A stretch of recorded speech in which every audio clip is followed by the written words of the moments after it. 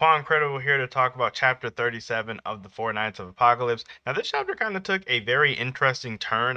I, for one, definitely did not see anything coming that happened towards the end of this chapter coming, but hey, here we are. I kind of feel like it's a little strange. Not bad, but just strange.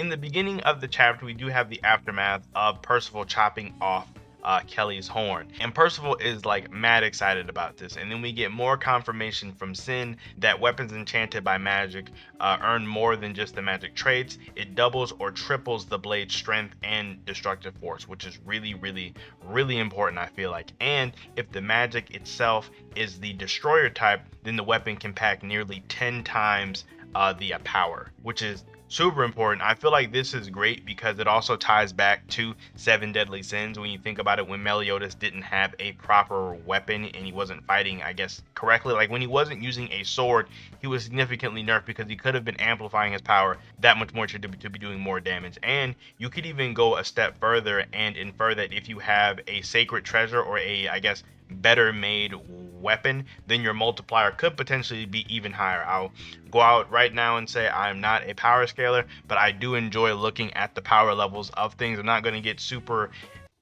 by the 35th power times 17 million. I don't get that far, but I do like to kind of quantify things a little bit. I definitely do think it is worth noting that if you just have some random sword you bought off of a bum versus one made by, you know, the great giants craftsmen or something, they would the multipliers on those would definitely be much different. From this though, Percival does proceed to slice off Kelly's other horn. I don't know like why Kelly is even trying anymore at this point. Once it found out Percival could slash through his horns, I kind of felt like it would have ran away or gave up, but no, it does keep on the relentless attack of Percival. And then we get this funny scene here of Percival kind of happy and gloating about it, and then he gets like chomped on. I don't, it's one of those things where I love how Percival is because he constantly I feel like his comedy grounds the series back. It definitely stops.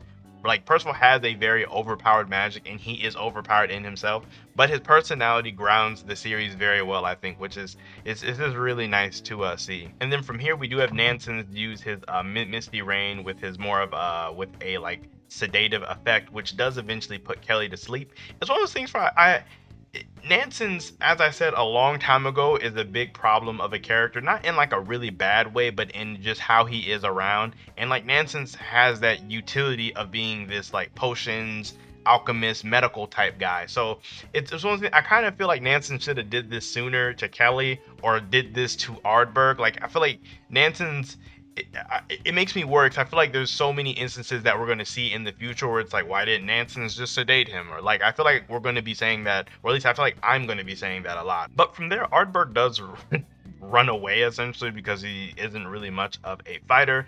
Percival does fly around trying to looking for him, but Ardberg just straight up hides and just continues to run away. From here, the gang does plan on tracking him down to get the crystal back so they can free Don Chilamonte as well as the other demons. And this is when the Elder does return Percival's helmet, as well as give them a tip that he's probably went off to the Crystal Grotto, as it is a good place to hide. The village elder does also kind of reaffirm what Percival is trying to do, like saying like, hey, you know that these guys are all demons and the demons were responsible for, you know, dragging humanity not really all that long ago.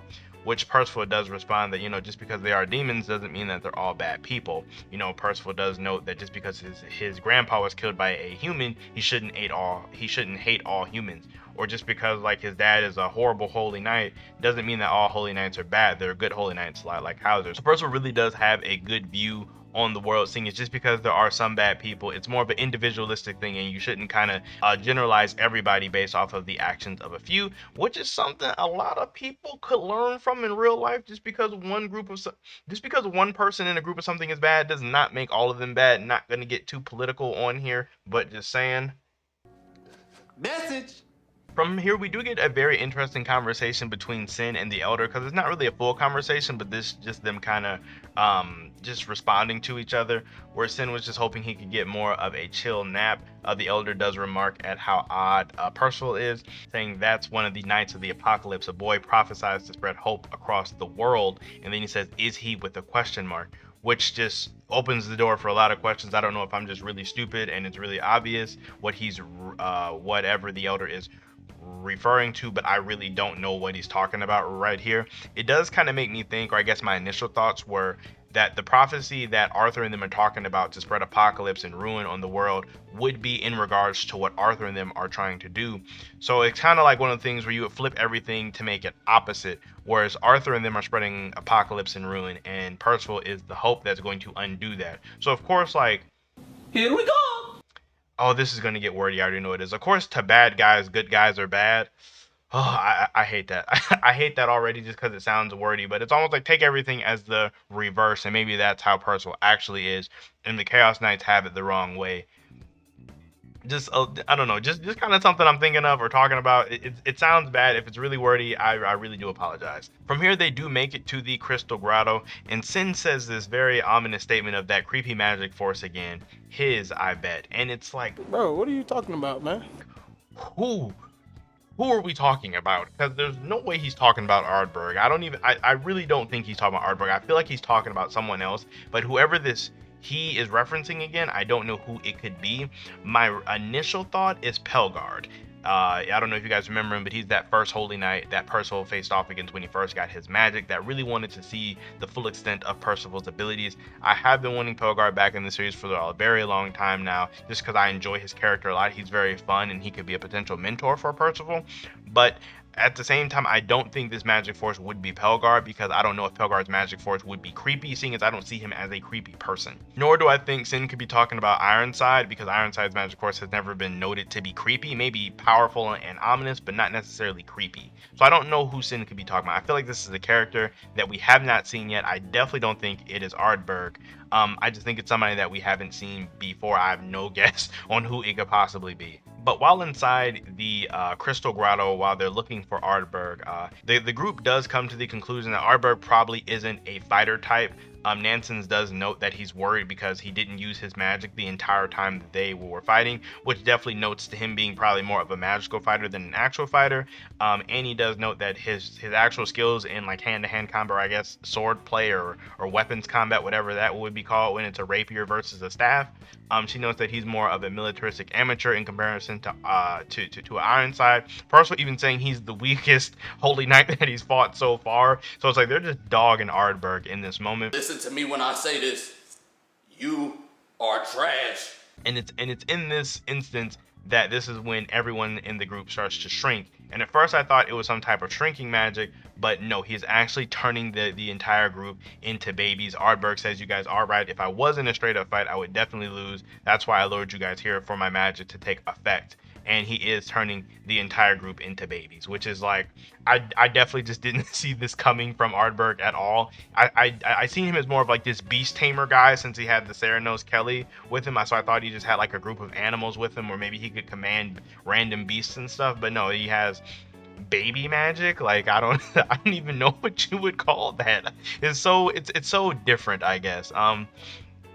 I definitely still think that Ardberg is still the weakest Chaos Knight that they've faced thus far, just because I doubt his baby magic would work on people that could properly defend themselves or that knew it was coming. I don't think he can just turn people into babies irregardless of who they are. Like, I don't think he could walk up to Meliodas and turn him into a baby and then he can just kick Meliodas. But I don't think that. I definitely think this is something that only worked on our group because they are inexperienced and young and kind of not really expecting anything to really happen to them along these lines. So it's one of those things where this could go a lot of different ways, because we didn't see Sin get caught in this ability. So it could rely on Sin to save them all again, or potentially we could get what would be my preferred method. I don't know how a lot of people feel about this, but we could get a JoJo's moment with Jotaro. I don't know how many JoJo fans we have out here, but when Jotaro got turned into a kid and he still kicked that guy's butt in freaking Egypt, I think it was.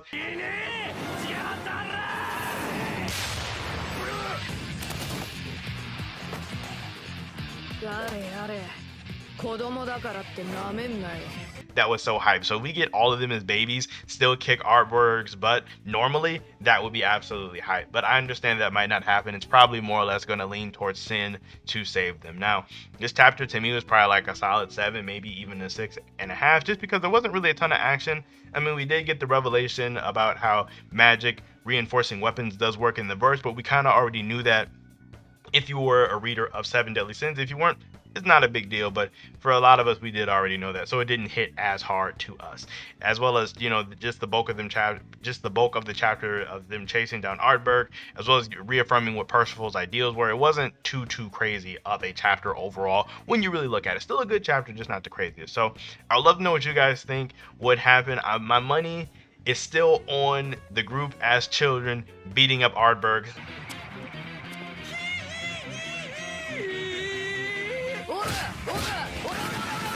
I feel like that would just be so funny.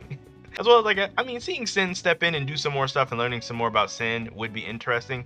I guess there is the thing that Sin was talking about. If Pelgard is here, he might step in and save them, actually, or whoever this creepy magic force is might step in and defeat Ardberg for them, and then they revert back to normal. It's very possible, actually, now that I really think about it. I'd love to know what you guys think was going to happen for the next chapter with kind of all these different ideas in play. I guess I could only see it happen in one of those three ways: the Sin way, the random person save them way, or they beat them up as a children way. But with that being said, make sure you guys like the video as well as subscribe to the channel for more content. You guys enjoy the rest of your day, and I will see you all in my next video.